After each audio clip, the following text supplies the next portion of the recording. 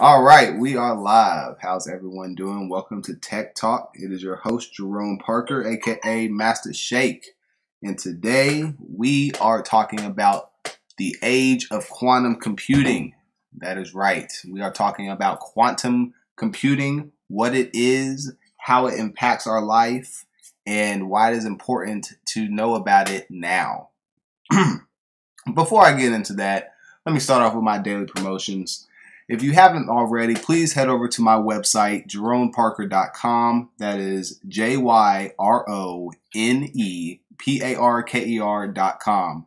Check out on my website there. I have tutorials doing full-scale applications written in Laravel and Vue.js. I also have some merch such as my Code Life t-shirts, which are on sale right now until the end of the year. And if you buy one now, you get 50% off of my ebook when it drops in the spring, From Noob to Artisan, the complete Laravel series.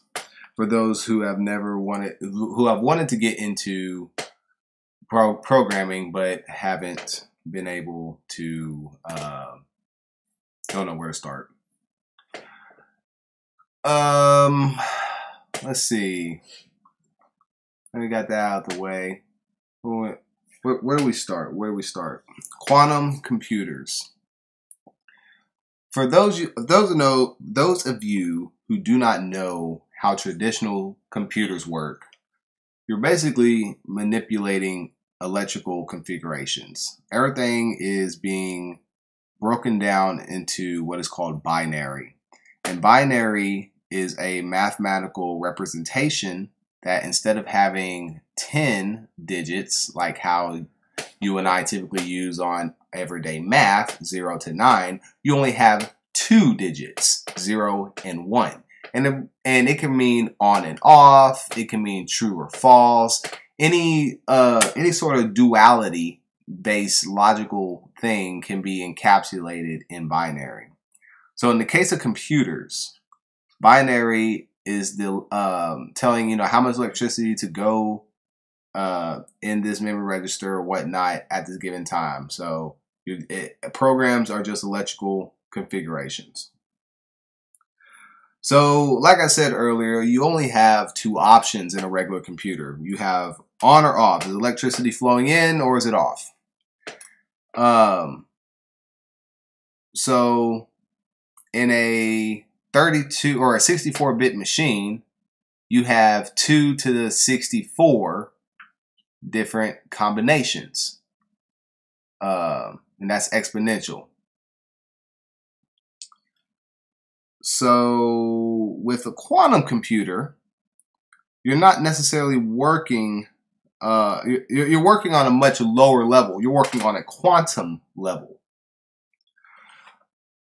Let me read you this article from maths.org. How does quantum computing work? Quantum computing often grabs the headlines. The word quantum itself is intriguing enough, and combined with the promise of computational power that surpasses anything we have seen so far, it becomes irresistible. But what exactly is quantum computing? Zeros, ones, and both. To get to grips with quantum computing, first remember that an ordinary computer works with zeros and ones. Whatever task you want it to perform, whether it's calculating a sum or booking a holiday, the underlying process is always the same. An instance of the task is translated into a string of zeros and ones, which is the input, which is then processed by an algorithm. A new string of zeros and ones pops out the end, which is the output, which encodes the result. However clever an algorithm might appear, all it ever does is manipulate strings of bits, where each bit is either a 0 or a 1. On the machine level, this either-or dichotomy is represented using electrical circuits that can either be closed, in which case a current flows, or open, in which case there isn't a current. Quantum computing is based on the fact that in the microscopic world, things don't have to be as clear-cut as we expect from our macroscopic experience. tiny particles, such as electrons or photons, can simultaneously take on states that we would normally deem mutually exclusive. They can be in several places at once, for example, and in the case of photons, simultaneously exhibit two kinds of polarization. For those of you who know, photons, light travels in particle and it acts as a particle and it acts as a wave. I'm gonna get into that later. Turn this into physics night. We never see this superposition of different states in ordinary life because it somehow disappears once a system is observed. When you measure the location of an electron or the polarization of a photon, all but one of the possible alternatives are eliminated, and you will just see one. Nobody knows how that happens, but it does. If you want to know more about that, you can look at Schrodinger's equation. In Schrodinger's universe, Schrodinger was a quantum physicist way back when. And he's famously known for his Schrodinger's experiment, or more specifically, Schrodinger's cat. So, and if I'm saying this wrong, feel free to be like, Jerome, you messed up. But anyway, so basically, Schrodinger's quantum theory, a cat can be in two separate universes, and one can fall in the pit of acid, and one cannot fall in the pit of acid. So the cat is both alive and dead. And that represents the quantum states of the building blocks of our universe. A photon, if you know the position of one, if you know the quantum configuration of one atom, you automatically know the quantum position of the other atom. It's probably going to get more into it as we read this article, actually. So let me just continue. Superposition frees us from binary constraints. A quantum computer works with particles that can be in superposition. Rather than representing bits, such particles will represent qubits, which can take on the value 0, 1, or both simultaneously. If you do something to such a quantum system, it's as though you are doing it simultaneously to 0 and to 1, explains Richard Jazza, a pioneer of quantum computing at the University of Cambridge. Spooky action. You might object that something like superposition could perhaps be achieved using only ordinary classical physics, perhaps by processing two ordinary bits at the same time or something like that, in which case quantum computing wouldn't be that much more amazing than classical computing. But there is more to quantum physics than just superposition. If you were to look at a system of more than one qubit, then the individual components aren't generally independent of each other. Instead, they can be entangled. This is what is called quantum entanglement. When you measure one of the qubits in an entangled system of two qubits, for example, then the outcome, whether you see a 0 or a 1, immediately tells you what you will see when you measure the other qubit. Particles can be entangled even they are separated in space. In fact, that caused Einstein to call entanglement spooky action at a distance. But this was what I was talking about. Quantum computers work on the qubit level. So if you have one qubit, if you have a pair of qubits, and one's in one machine, one's in the other, or however it works, each qubit can be 0, 1, or 0 and 1. So now, so back in the classical computing model, I was telling you, if we had a 64-bit machine, we have 2 to the 64 possible combinations, right? Well, if we have a 64-bit quantum machine, then I believe it is 3 to the 64. But whatever the number is, I do know that there is more quantum states than there are atoms in the known universe. Think about that. There are more quantum states in one quantum computer than there are atoms in the known universe. By the way, this is a good time to let you guys know the phone lines are up. You can call in at 502-791-6409. You can call in at any time. But all right, let me finish this. Entanglement means that describing a system of several qubits using ordinary classical information, such as bits or numbers, isn't simply about stringing together the descriptions of the individual qubits.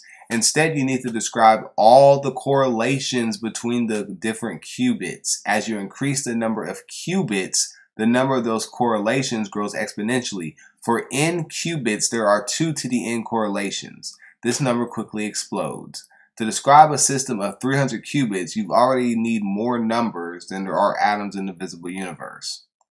The idea is that since you can't hope to write down the information contained in the system of just a few hundred qubits using classical bits, perhaps a computer running on qubits rather than classical bits can perform tasks a classical computer can never hope to achieve. This is the real reason why physicists think quantum computing holds such promise. There's a hitch, however. While a quantum algorithm can take entangled qubits in superposition as input, the output will usually also be in a quantum state, and such a state will generally change as soon as you try to observe it. Nature pulls a trick here, says Joseph. She updates a quantum state, but then she doesn't allow you to get all of the information. The art of quantum computing is to find ways of gaining much information as possible from the unobservable. So, in the past, up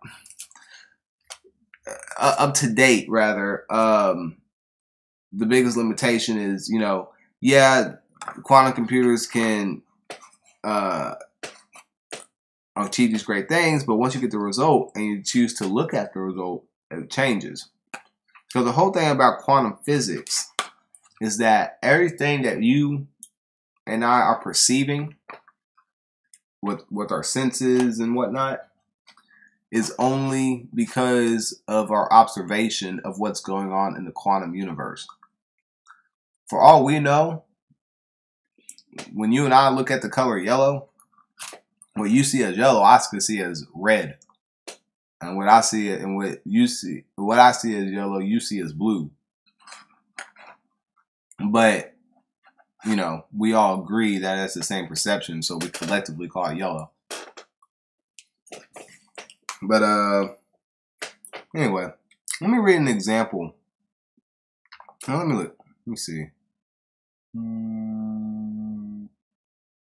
Yeah, no, I don't do that. That's getting in too much into low-level detail.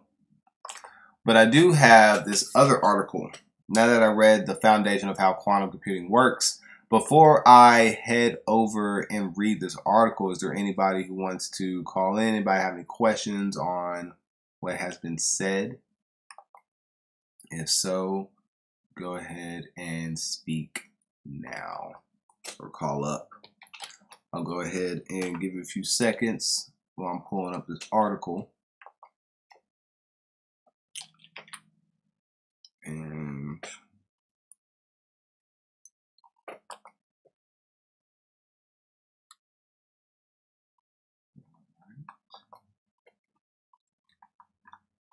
here it goes. A quantum leap toward a computing revolution. This is from morganstanley.com.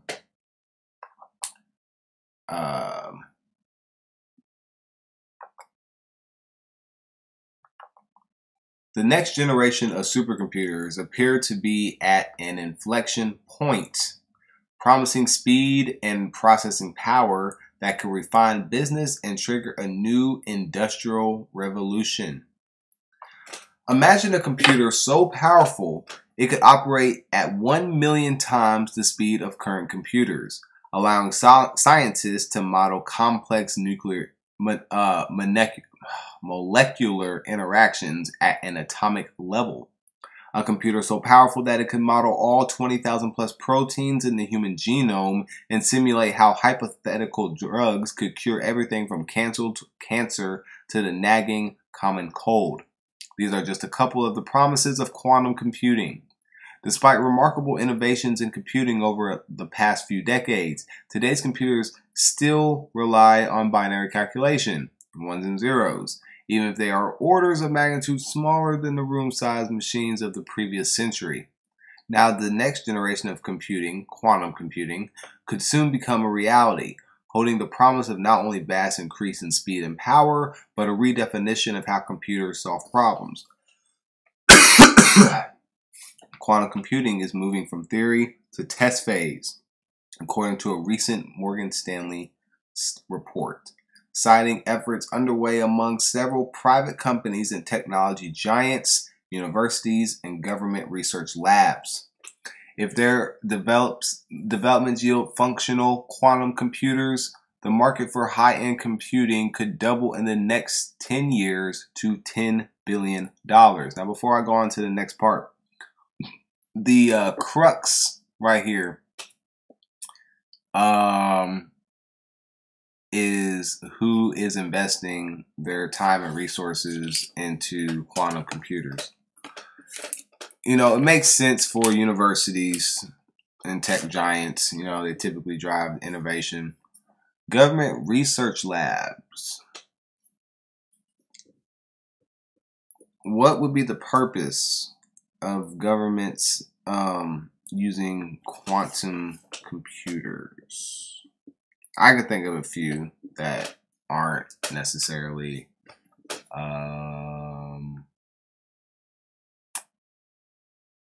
the best use,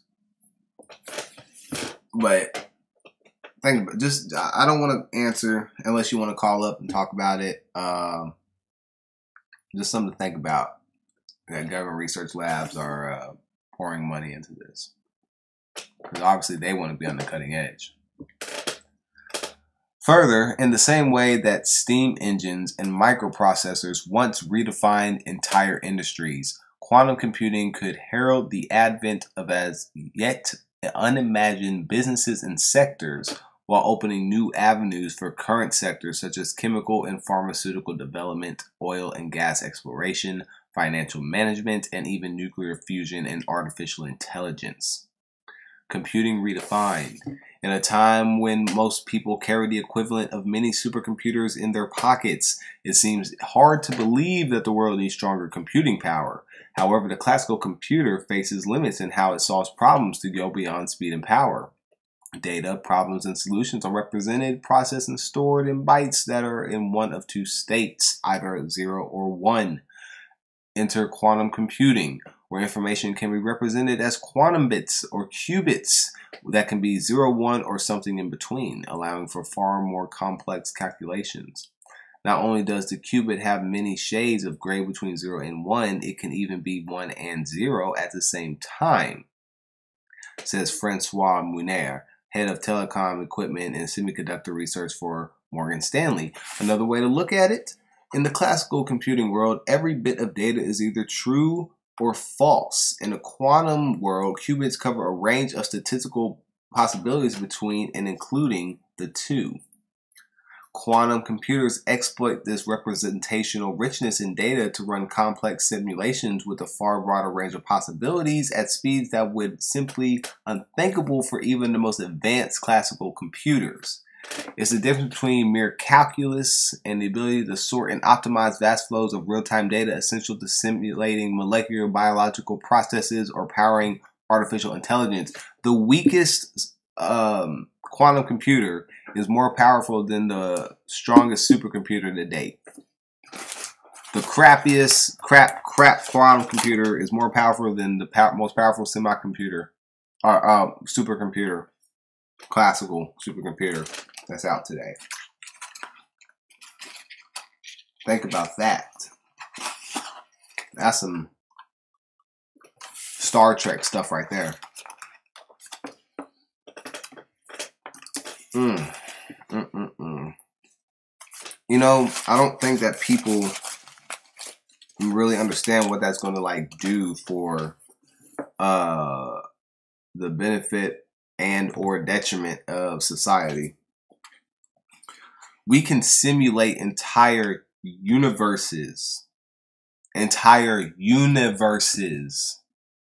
using one quantum computer. Because there's more states than there are atoms. We can run simulations from the beginning of time and run different simulations per quantum computer, or probably per processor on quantum computer, and just see various simulations of how humans evolve with different states. I mean, who's to say that we can't create applications with quantum computers where we can essentially simulate life, where, you know, our programs can think and feel? I mean, who's to say we're not in a quantum computer right now? Some people believe in that matrix theory, that we are at the simulation matrix theory, that we are in a supercomputer. I don't particularly cling to the idea, but I do think it's something interesting to think about.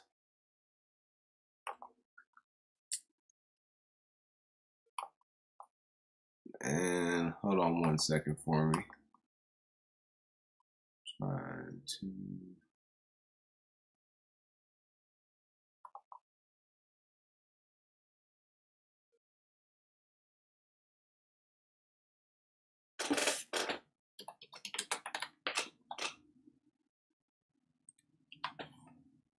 My computer's acting real slow.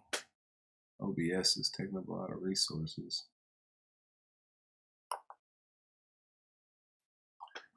All right, where was I?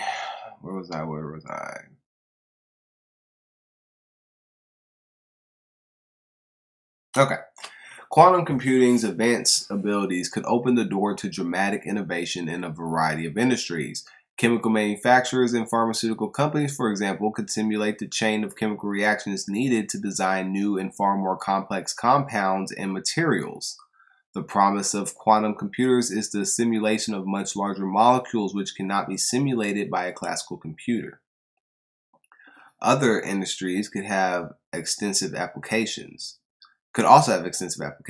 Oil and gas companies could rely heavily on computing power to optimize oil extraction processes. Quantum computers could supercharge the effort, helping companies instantaneously and comprehensively monitor the state of their equipment. Financial service firms could benefit from advanced portfolio construction optimization and collateral optimization. And aerospace and defense could use quantum computing to sort and analyze large data sets from satellites or create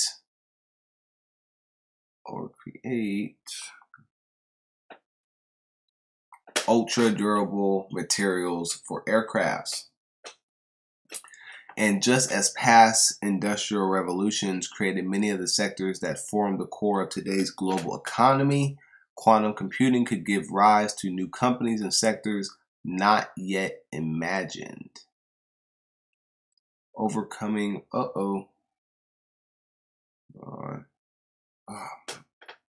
Magnus is acting up.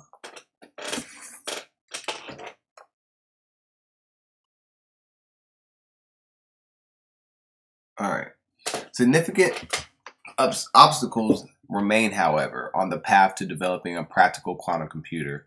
Qubits are fragile and require a highly controlled physical environment, temperatures close to absolute zero. In the past, creating such environment and controlling for high error rates discouraged development, but that is changing. Also, quantum computers become practical with at least 50 qubits. Several tech companies and private researchers have created a working systems of up to 16 qubits and simulated systems of up to 40. When quantum computers reach 50 qubits, according to Morgan Stanley, even the largest supercomputers could struggle to beat them. This is called quantum supremacy. Oh wow, they could have chosen a better frame. But the real challenge is to create algorithms which would be useful for business applications. That is the real path for quantum computing success in the next 5 years.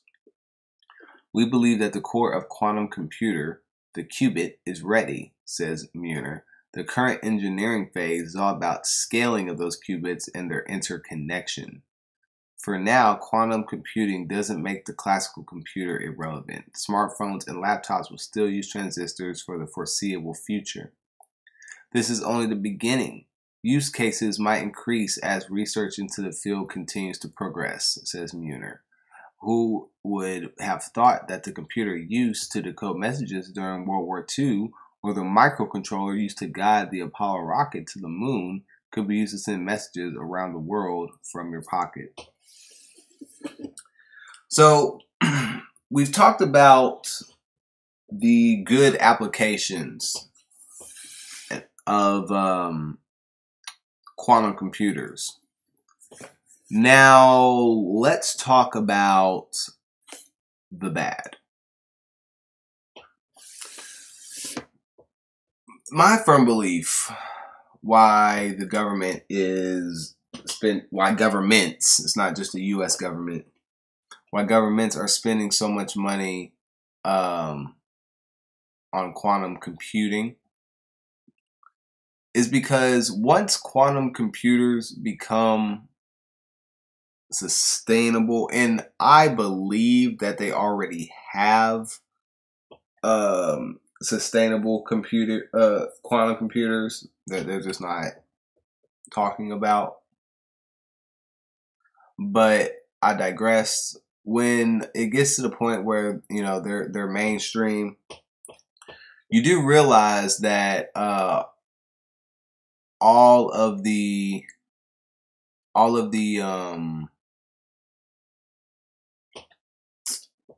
security features that we have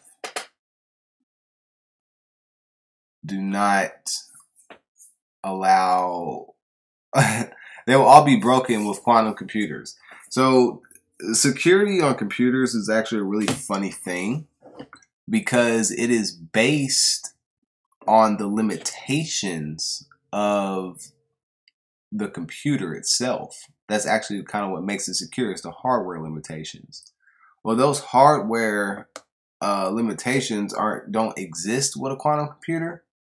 So it's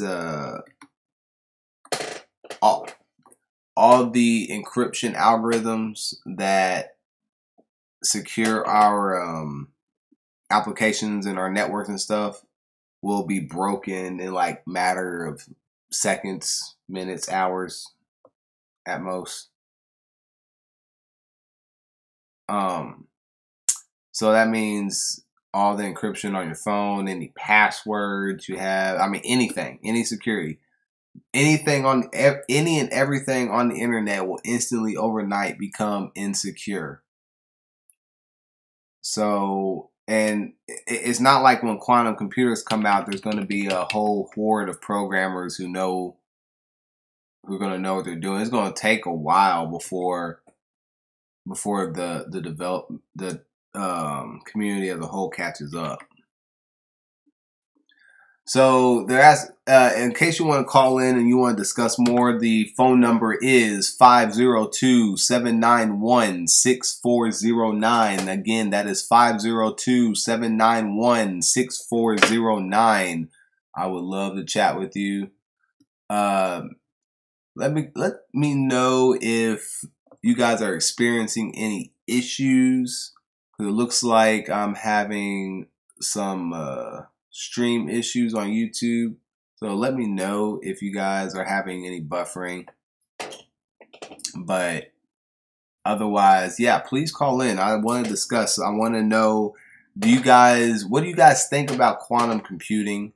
Do you think does it scare you? Does it excite you?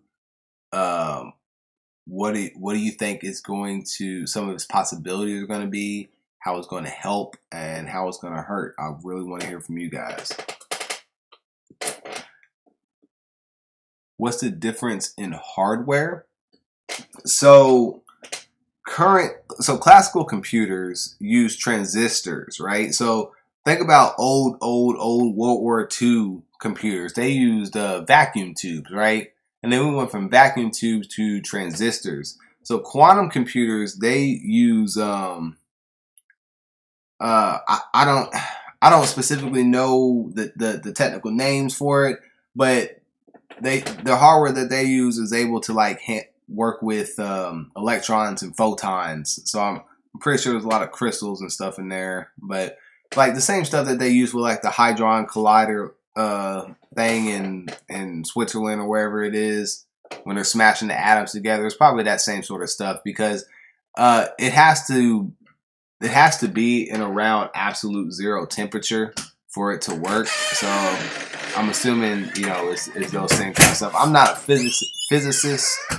I would have to talk to one of my physicist friends who knows more about it. But essentially, I just know they won't be using transistors like classical computers. And also, I know that depending on what sort of quantum molecule that you're working with, because there's multiple types of different quantum molecules that can, be a qubit, whether you're working with a photon or electron or whatnot.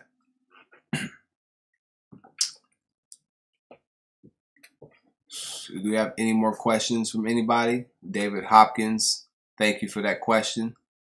I appreciate it. Do we have any more questions from anybody? I know one of my followers said that they're going to call in a few minutes, so I'm going to keep it online for a few minutes. Give them a few minutes to call in. Oh, so what else? Let's see. What's going on today? Today there was breaking news about Apple and the new OS has a exploit where you can log into the computer without having a password by using root permissions. I don't really know why people are sounds daunting. I don't know why people are really tripping about it, because you always have been able to log in to Macs without password. If you press a certain key combination during startup, you can log into the terminal. That's how, if you got locked out of your account or Apple support or whatever, that's how they would go in and do what they needed to do. I think the big uproar was that they put it on the GUI, so it was on the login screen. I don't know, but Apple, I could go in all day on Apple. For those of you who don't know, I actually worked at Apple. I was a senior software engineer on the DevOps team for the mobile apps team. We were the team who built and maintained the App Store app. And I was on the DevOps team, but I was doing senior software engineer work, writing internal tools for the team. And there's a couple things that I liked about Apple, but overall, I would never go back. It did wonders for my resume. I'm glad that I stuck it out as long as I did. I definitely got the benefits from it, but for more than one reason, I don't really support Apple. David Hopkins, why don't you call in? Chat it up. I've yet to actually have a successful call with my followers. I tried to do it last week, but instead of routing to my computer, it routed to my phone, which was annoying. And I thought that somebody was randomly calling me during my stream, and I was like, who is this? And I answered it after I went offline. But anywho, I'm gonna give you guys a little bit more time to call up. If you don't follow me on Twitter, my at symbol is at MasterShake08. That is MasterShake08. Follow me on Twitter. It's the same for Instagram, Snapchat, you name it. That's my online persona, MasterShake08. And once again, if you haven't already gone to the website, head over to JeroneParker.com. That is JYRONE. There is a link in the description, and go ahead and accept those push notifications. So every time that I do a blog or I have a promotion on my store or any other important announcement, you guys can get it. And also feel free to sign up for the email list as well. And if you want to support the channel, you want to support the brand, head over to the shop and buy one of my Code Life shirts. The last order sold out. I appreciate you guys. For those of you who did not get a shirt, they are on sale right now until the end of the year, until January 1st, 2018. Please, if you buy one now, you will get 50% off of my book. And when it comes out in the spring. So if you or a loved one have any ambitions on coding or whatever, it'd be a cool gift. And also I have other things on the store. Some of them are affiliate items that I sell via Amazon. So for example, I have the Koji little programmer robot. It's a great tool. I bought, my mother actually bought one for my son and he loved it. It's a little robot that comes bundled with an iPhone/Android app that allows you to program the robot using emojis. So it's a great way to get little children into coding. It teaches them basic logic. They're going to learn about loops. They're going to learn about if statements, conditional logic. They're going to learn how to give commands, input and output, and it's really fun. And also, if you don't know coding, it's a good way for you and your kids to bond, and both of y'all can learn at the same time. You can be a cool parent. All right, so we got a caller. Let me just answer this. If it will let me answer it. Oh no. All right. All right. Hello? Hey, Jerome. Hey, how you doing? Who's calling? Where are you calling from? This is actually David Hopkins. Oh, and hi, I'm calling. Yeah, I'm calling from Vermont. Calling from Vermont. How you doing? What's on your mind, bro? Hey, I'm actually Beloved King on Twitter as well. Okay. Yeah, I've been following you for a while, and I remember first hearing you on Tariq's show. I've heard you on the Black Authority a few times since then as well, but it was when the first time I heard you on Tariq's show, I thought what you were talking about was really interesting about how black people really need to get into coding. We're really, especially with you talking about the quantum computing, we're so far behind the eight ball, just in terms of technology. You're right. But there's also a caveat to that. And that caveat is that it has never been more accessible in any point in time in history to learn it. And it's never been as inexpensive either, because you can't get any cheaper than free. And the problem is that a lot of people, especially in our community, we hear,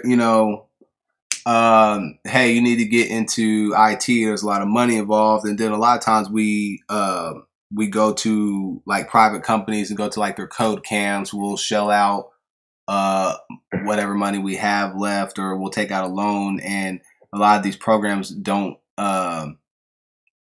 they don't go far enough in teaching you what you really need to either hit the ground running with a job, or to go ahead and start thinking with a more entrepreneurial mindset. Um, what I tell people, especially if you don't have kids, I tell you, hey, go online. I'll give you all the resources that I did to teach myself how to code. I did W3 schools. I read some books at the library. I was at the library all the time. There was a point where I didn't have internet or anything, and I would go to the library to do my own schoolwork and stuff anyway. So they had a really great computer section. I mean, every week I was reading a different book, and we're right there with the computers, and they got everything pre-installed. So, so going to the library, going on YouTube, MIT, Stanford, and I believe Harvard all have their computer science introductory level classes on YouTube. So, and that's free. All it's going to require is your time. And then another thing I tell people is that simply like watching the videos, or even if you decide you want to take the class because you need to do an expedited route or whatnot, the number one factor that's going to make or break your career is you actually struggling through code. So don't be afraid to put your projects out there. Don't worry about it looking or functioning in the way that you envision it in your mind, because you're starting out. And here's the thing, a lot of people don't notice about me. I am actually a college dropout. So, I started learning how to code when I was 8. And by the time I got to college, I was in my last year. My wife was about to have her first child. She was closer to finishing up. She got her degree. My classes, it wouldn't have really made sense for me to stay an extra year in school when we had the newborn. So I went straight from school to taking a senior level position because I'd already had 10 years worth of projects, solo projects that and some of them had made money. So companies saw that I knew real world application of how to do web or application business.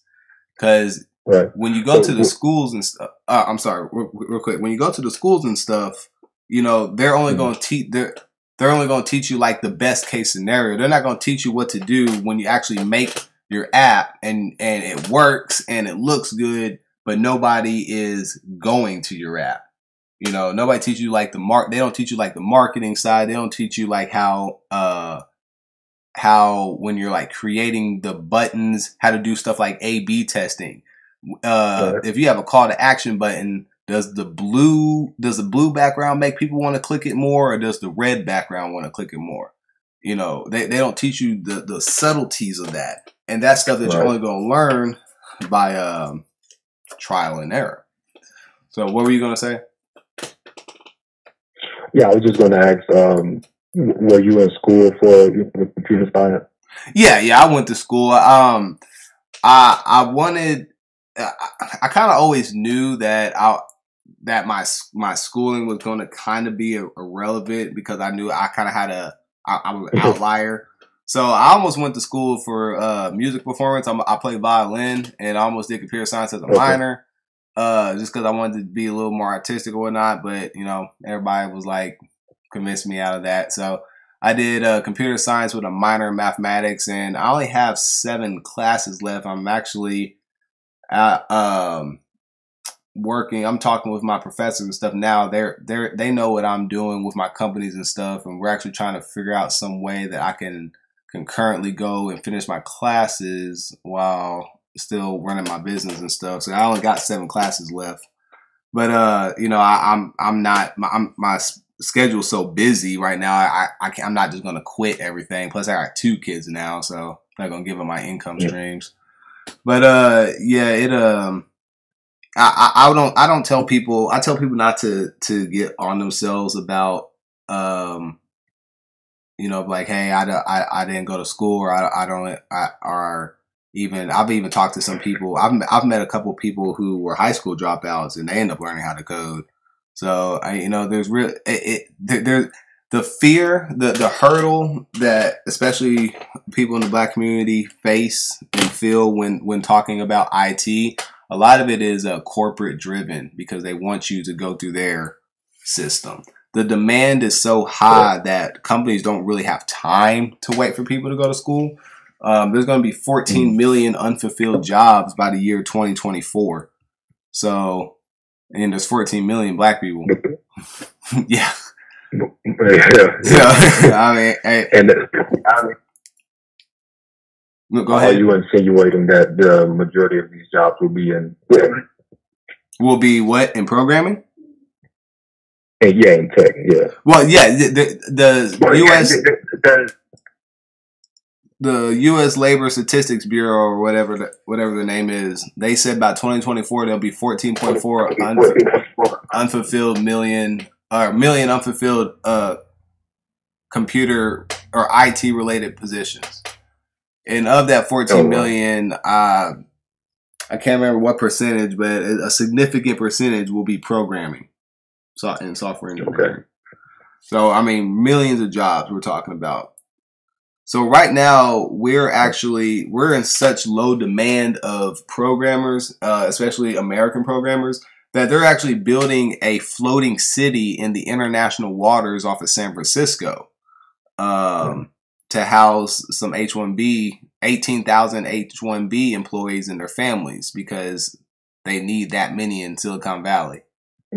So they actually worked out an international treaty. I don't even know how that works, but it's going to be in the Pacific Ocean. Yeah, well, they're going to be bringing people over from like India and stuff. Yeah, basically. Yeah. And they get to stay in the city.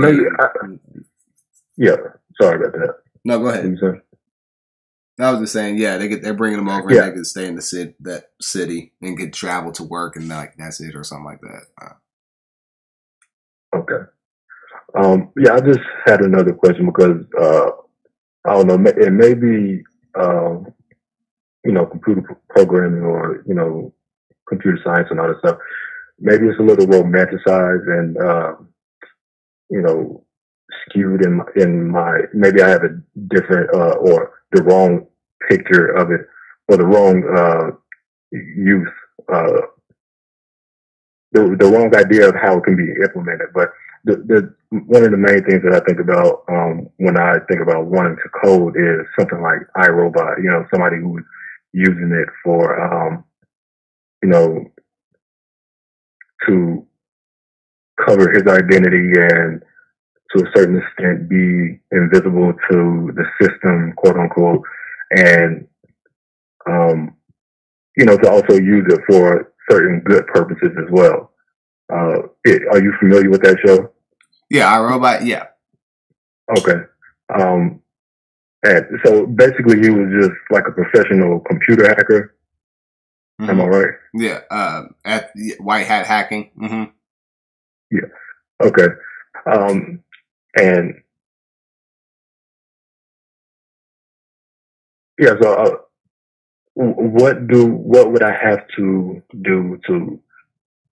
I think you're recommending that Black people go into it for entrepreneurial purposes, but I always had a different application for it in my mind in terms of learning, tech stuff, computer science. It's something more along the lines of iRobot. What do you say to that?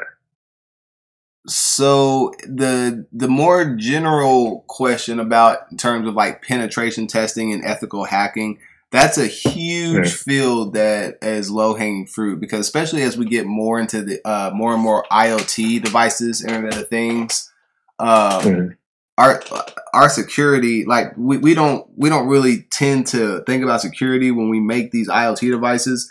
Over 60% of the DDoS attacks that happened last year or this year happened because somebody hacked into like a IP camera or somebody's coffee maker that was connected to the Wi-Fi and it was unsecured. Wow. So penetration testing and ethical hacking is a huge field because companies are paying, like $250 an hour for you to come in and just go in there and just hack their stuff and show them what's wrong, show them how they can fix it. Right. So I see. And the cool thing about all this open source technology is that it's free. You can download this thing called Kali Linux. Actually, on my website, I sell a computer kit. It's this little thing called a Raspberry Pi. And it's about the size of a credit card, and you can put what's called Kali Linux on there. And what Kali Linux is, it's an operating system made just for hackers. If you want to learn how to hack or learn how to do penetration testing, you can download this operating system, and it's specifically for that. And you can even like simulate. You can make it like simulate like bank accounts, make it simulate like government institutions, corporate institutions, so you can learn the ins and outs of the security. So you can write your own applications and teach people and do all that good stuff. Now, in terms of what you were saying, as far as like identity scrubbing, using AI. Like it's one of them things. Is like the longer you're on the internet, the harder it's going to be. But it's not impossible to scrub yourself from the internet, especially if you learn how to code. So like a lot of the programs that I use on my phone are programs that I write myself. I see a service that I like, and I'll just like replicate it myself. So I know where the data is coming from. I have my own servers and stuff like that. So, but here's the problem with that. It's very exhausting for me to update all this stuff all the time. So what I tend to do is I use VPNs a lot. I use like Tor, and other VPNs to just anonymize my identity. So when I'm browsing, I don't have to worry about that on that front. And then as far as stuff like social media, because I use social media for my brand promotion, my hands are kind of tied. So, I do stuff like make sure my location is turned off unless I'm specifically at an event or something like that.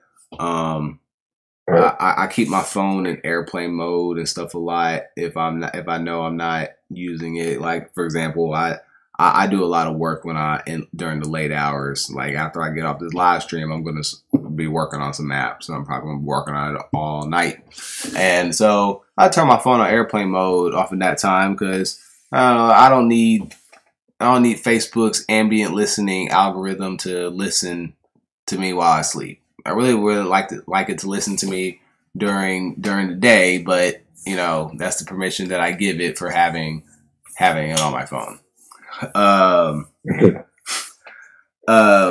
If you want to take the extreme, if you want to delete all your social media, just make sure that after you delete it, you request your data after you delete it, and send them an email requesting that they don't sell your data. As long as you request it from them, they're not going to do it. A lot of people just don't take the extra step. And then another thing too is if you download your data and you ever decide you want it to reinstate your account, you can just upload your data back and it'll be like nothing changed.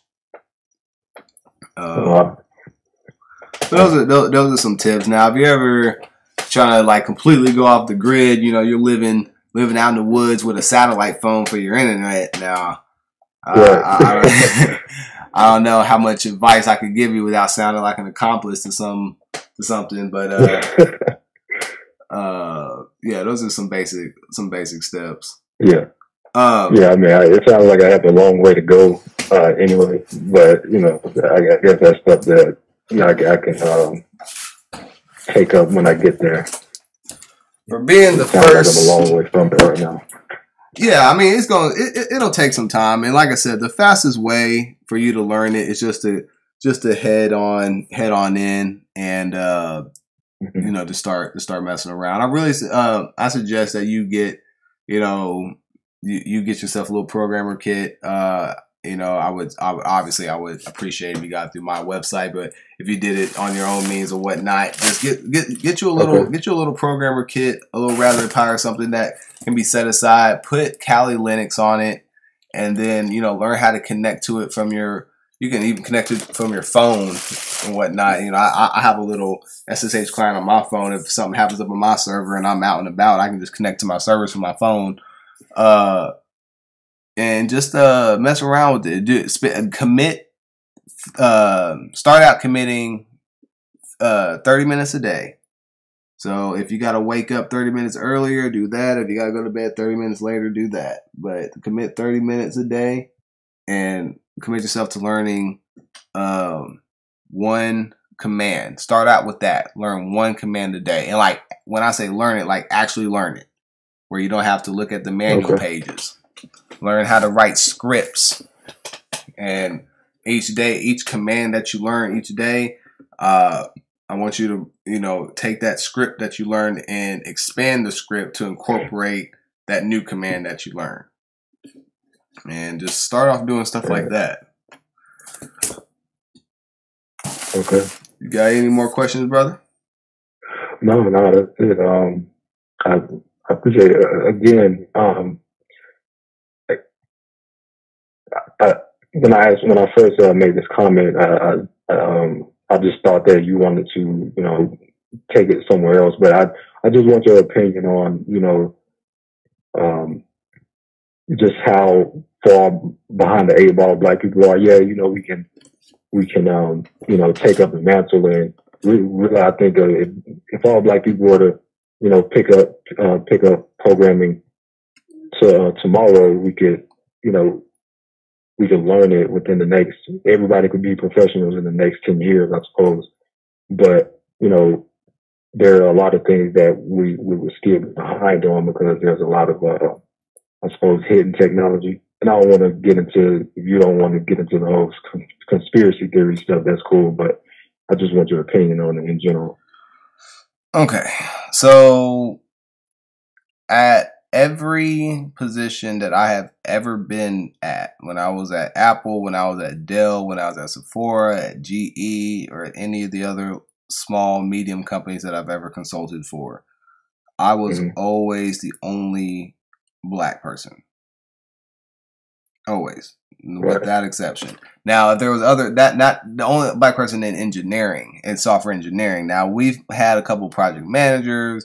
One time we even had a software analyst. But other than that, no. Like, I had to deal with stuff like, you know, we have company basketball games and people are literally fighting over me to be on their basketball team. Wow. You know, like I've literally, you know, they go. Gone to a lot of companies, you know, they'll do culture day or whatnot, and they'll bring in different foods and stuff, and people have like literally brought in chicken for me. Right. You know, it's like canonical stuff. Like it's like, oh, this is why those comedy skits are like funny when you see it, because it's like it's funny because it's true. This stuff really happens. We're not on the scene at all, especially in the senior level. Now, well, I've gone to other departments where like the junior, because they typically like separate junior and senior engineers, especially like if you're working on a big project. Usually, senior engineers are off somewhere else. So there've been a lot of companies where, you know, I'll go to the other building. That's where like the junior engineers are, and you might see a couple Black people.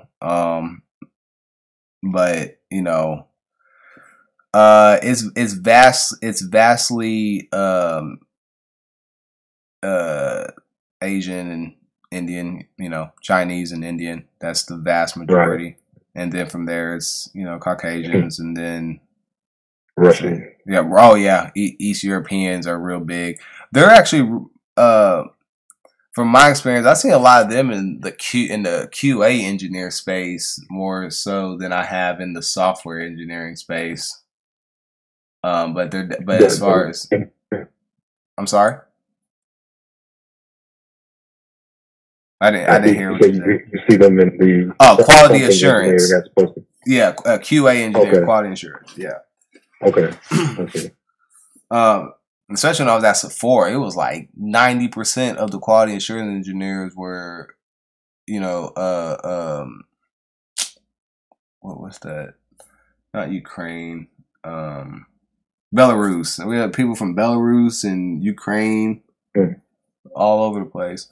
But yeah, I mean, we're not on the scene at all, and that we can use that to our advantage. You know, I've had a lot of companies who they'll say, you know, hey, you did really good on the code review, and you would have, and you know, you passed or whatnot. We want to hire you. But we also think you're going to be a cultural fit. Like, they love that. And like, for example, you know, I'm a minority owned business, right? You know, since I have a consulting company, if another corporation uses my company to place an engineer, they get a tax credit because they use a minority company. Oh, so okay. That's another thing. You know, we need to start some consulting companies. You know, like, you can start a consulting company just by yourself. You know, you learn, you put out some projects, you get your sole proprietorship, or you can go ahead and do a full LLC, and you can just consult yourself out. Even if you just consult yourself out, companies are going to be eager to use you if you have your 8A minority certification.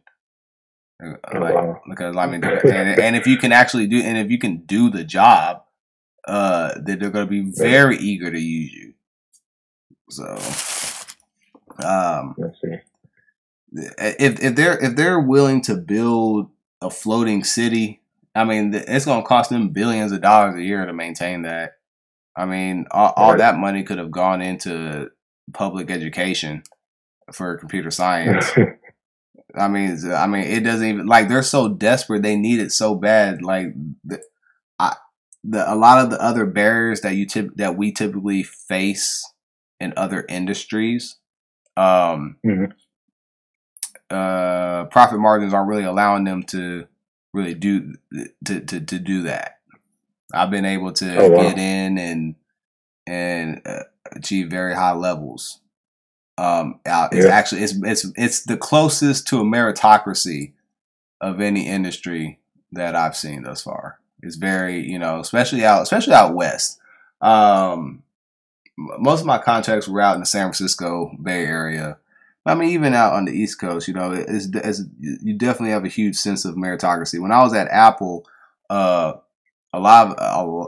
good chunk of the engineers on my team were, you know, we were all college dropouts. Like, nobody. I used to be embarrassed when I went out there. I was like, oh yeah, I dropped out of college. And people were like, yeah. I mean, they were like, who didn't? So like I never really felt. Now back on the East Coast, everybody wants all their letters and academics and their prestige and whatnot.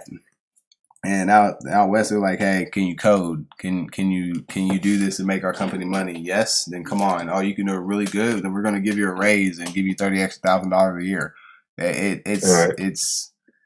We can swoop in on this. You know, I would love to. I would love to go and not have that. Go into an office and not have that social stigma and feel comfortable seeing some faces that look like me in the office. Yeah. But since you are our first caller, I'm actually going to give you a free Code Life t-shirt. What size t-shirt do you wear? Cool. I wear a large. All right, cool. All right, DM me your address, and I'm going to send you this about a week's in. All right. Okay, cool. And I'll DM you for your website as well, so I can get that programming kit. Awesome. Yeah, I'm interested in that. Awesome. You got any more questions before I let you go, brother? No, sir. I appreciate you. All right, man. Talk to you later. All right. Take care. Awesome. Finally got our call in. Well, guys, unless we're going to have any more callers, I think I'm going to wrap it up. On Thursday, of course, we're going to have our other Tech Talk of the Week, and I'll be talking more about the week's events on techno-political news. Yes, I know I did not update or upload the live stream coding video. I'm actually, you know what? I think I'm just going to go ahead and do a live stream tomorrow instead to compensate, and we're going to finish the application. Bear with me. I'm trying to run all these businesses and take care of these kids and trying to get some sleep. But anyway, guys, I appreciate you. You've been real. We've been streaming for about an hour, so I'm going to go ahead and cut it off. And remember, guys, never let limited minds limit your success. I believe in you. Believe in yourself. Go out and achieve greatness.